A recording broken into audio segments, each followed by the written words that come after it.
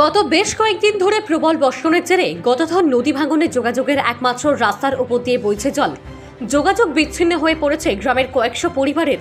গত কয়েকদিনের টানা বৃষ্টিতে তুফানগঞ্জ ১ নম্বর, নাটাবাড়ি ২ নম্বর গ্রাম পঞ্চায়েতের উত্তর সাহাপাড়া এলাকায় গদাধর নদীতে ভাঙন দেখা দিয়েছে। স্থানীয়দের অভিযোগ, প্রতি বছর বর্ষার মৌসুমে একই সমস্যার মধ্যে পড়তে হয়। এই এলাকার কয়েকশো মানুষ প্রতিনিয়ত তুফানগঞ্জ এবং নাটাবাড়িতে যাতায়াতের ক্ষেত্রে এই রাস্তা ব্যবহার করেন। এবারও জলের তোড়ে সেই রাস্তা ভাঙতে শুরু করেছে। অবিলম্বে এখানে একটি বক্স কালভার্ট তৈরির দাবি তুলেছেন অনেকে। ব্যুরো রিপোর্ট, KTN ৫ গ্রাম নিউজ।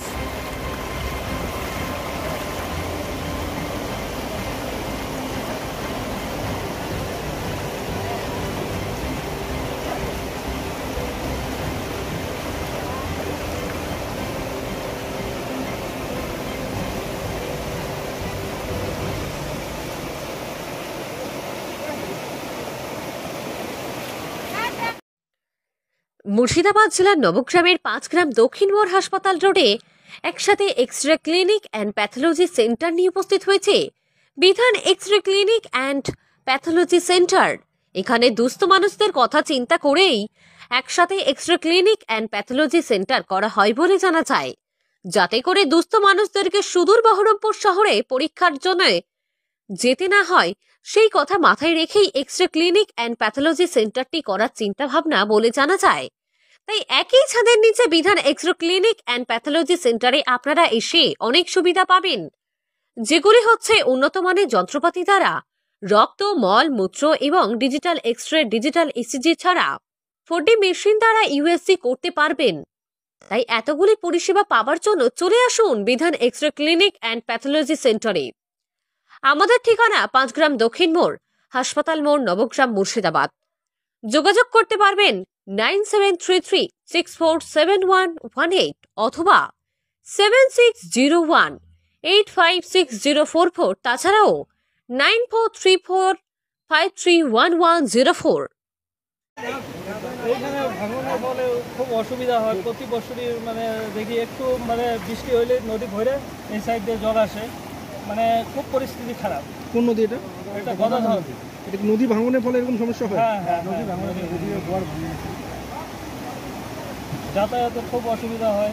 দাদা, প্রশাসনের পক্ষ থেকে কোনো আপনাদের শুকনা খাবার বা কিছু ব্যবস্থা করছে? ব্যবস্থা হয়নি এখন। কতগুলো পরিবার আছে ওই পাশে যারা আটকে আছে? মোটামুটি 50-60টা ঘর হবে, টোটাল 200-250। তারা কোথায় আশ্রয় নিয়েছে এখন?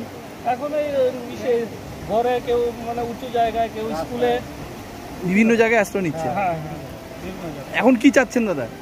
আমরা চাই যে এই রাস্তাটা একটু ইসে হোক, একটা ব্রিজ হোক, যাতায়াতের সুবিধা হোক। এখন যদি একটা অসুবিধা হয়, দেখা গেল একটা লোক অসুস্থ হলো, হসপিটাল নিয়ে যাওয়ার মতো পরিস্থিতি নেই। এই জায়গাটার নাম? রাস্তাঘাট খারাপ। জায়গির চিলাখানা, উত্তর সাহাপাড়া। সাহাপাড়া? হ্যাঁ, চিলাখানা 30 নম্বর বুথ। সেই 250 মিটার বাদ উড়ে গেছে, কিন্তু আমরা ইরিগেশন SDO সাহেব যে আছে, আমরা এবং আমাদের যে 250 মিটারের কাজ বর্ষার পরে জলটা কমলে শুরু হবে। 250, এই হলো ব্যাপারটা। আর মোটামুটি 100টা ফ্যামিলি আছে, তারা জলের মাঝামাঝি চলে আসে। আমাদের ইমিডিয়েট একটা বোটের দরকার।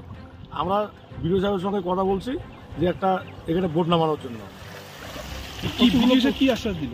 বিডিএস চেষ্টা করতেছে যে এখানে যাতে একটা বোট হয়। বোটটা হলে কি আমরা যারা প্রধান বা পঞ্চায়েত এখানকার যে আছে, তারা ওদের সঙ্গে যতটা সহযোগিতা করার করবে অবশ্যই। এবং বোট না থাকার ফলে আমাদের ওই লোকগুলোর ওখানে যাওয়া যাচ্ছে না, এই একটা অসুবিধার মধ্যে আমরা আছি।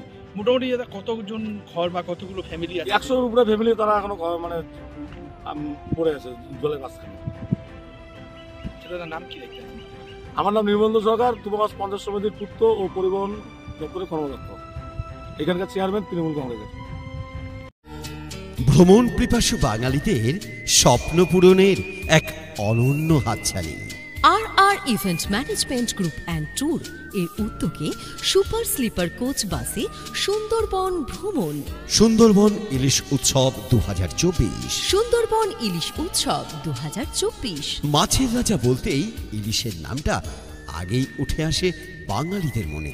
আর সুন্দরবনে ইলিশ উৎসবের কথা প্রায় সকলেরই জানা। শুধু ইলিশই নয়, ভেটকি, কাঁকড়া, চিংড়ি, কচি পাঠা। তাই এই বর্ষায় সকলে ঘুরে আসুন ইলিশ উৎসবে।